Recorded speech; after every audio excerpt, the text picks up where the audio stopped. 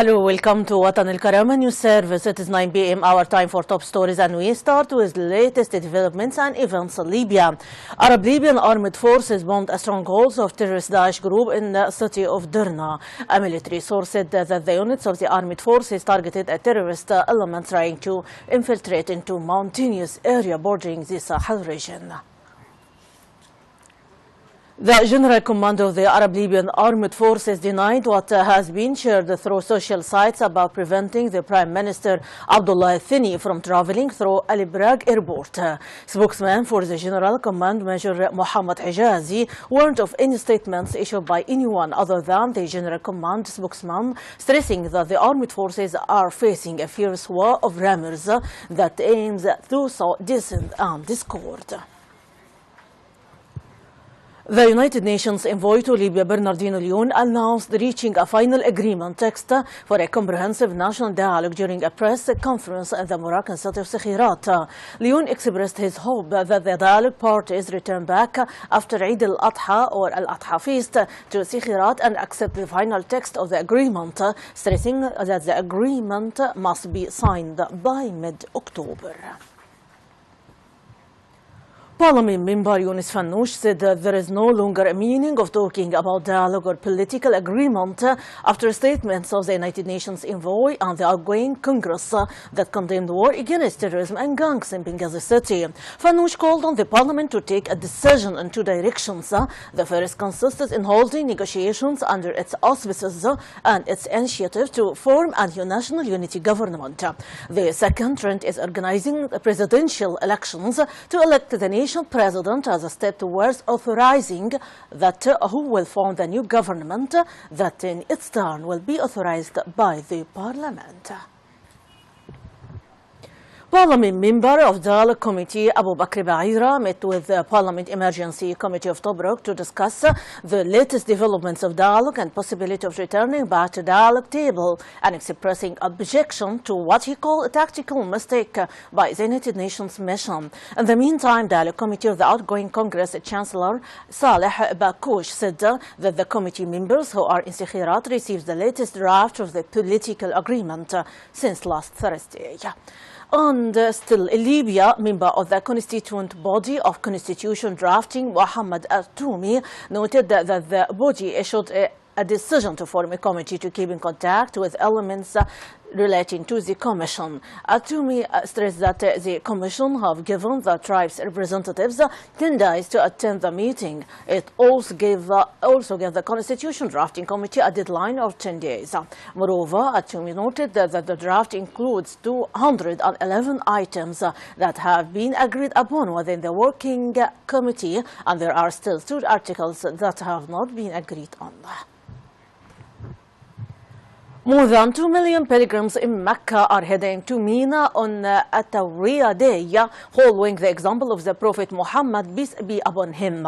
The pilgrims spend their day in Mina, where they perform prayers, and with the shining sun of the ninth day of the Hijjah month, pilgrims head to Arafat and they return back after sunset of Al-Muzdalifah to spend night there, and they return to Mina on the morning of the 10th day to throw Aqaba cinder and sacrifice.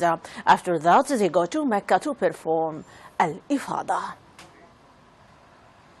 And now we transfer to the Arab arena, especially in Yemen. Yemeni President Abdrabbu Mansour Hadi landed in Yemen's Aden today airport sources said today, returning to the southern port city for the first time since he escaped to Saudi Arabia as Houthi fighters closed in 6 months ago. His return is the most concrete sign yet that a military coalition led by Saudi Arabia has secured enough territory from Iranian allied Houthi militia for the government to resume administering at least part of the country. A government source said Hadi would spend Eid al-Adha holiday in the city, then fly to New York to deliver a speech at the United Nations. Hadi was greeted by Prime Minister Khalid Bahah and several ministers who had returned to Aden last week to help set up an interim administration. An alliance of Arab states intervened in the country's civil war in March with the aim of restoring Hadi and have helped drive the Iranian allied Houthi forces back from Aden. And now to Iraq, wary of almost daily bombings that continue to plague the Iraqi capital, Baghdad. A group of young men and women held a festival in Abu Nawas Park to commemorate International Peace Day. One of the festival goals was to raise funds to buy clothes and presents for orphans and displaced people during Eid al-Adha, the second of Islam's two major religious festivals, which marks the end of the Hajj. But wishes for peace and defiance made by the young people gathering at the park soon face the harsh reality of another explosion rocking the capital after a car bomb exploded in a marketplace in a Shiite neighborhood in eastern Baghdad, killing 12 people and wounding 42 others. The capital, Baghdad, has also witnessed a recent wave of kidnapping and attacks on government officials and civilians.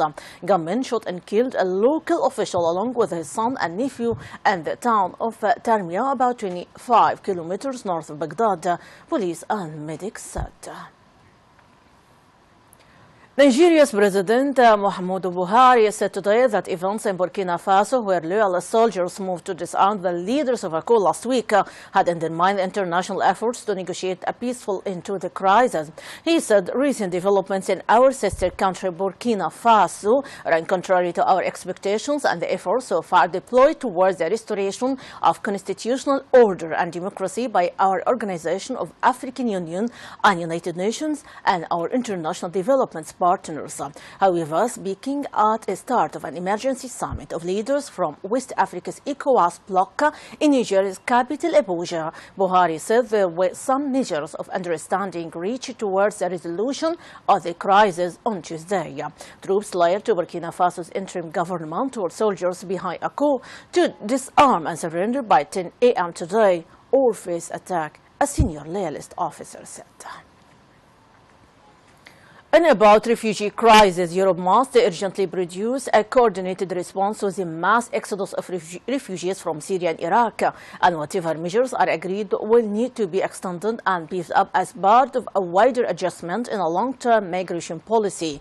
OECD, Organization for Economic Cooperation and Development, study said today. In an special appeal made as EU countries try again to bridge deep differences on the matter at emergency talks in Brussels, the head of organization, Angel Correa, urged EU countries to come up with a coordinated answer and offer a policy to deal with the challenge represented by migrants fleeing their countries. Correa said agreeing on a joint emergency plan and coupling it with a modernized long-term policy on integration of migrants is necessary, as migrants will settle at some point and integrate. The OECD Director for Employment, Labour and Social Affairs said 1 million people could request asylum in Europe this year, more than at any time since World War II, adding that in the region of 350,000 to 450,000 of the 1 million arrivals this year would likely be granted asylum. My audience, that is the wrap-up of our top stories for today. For much more, you can check our website www.الكرامة.tv. Thanks for being with us. My greeting, رانيا البليدى.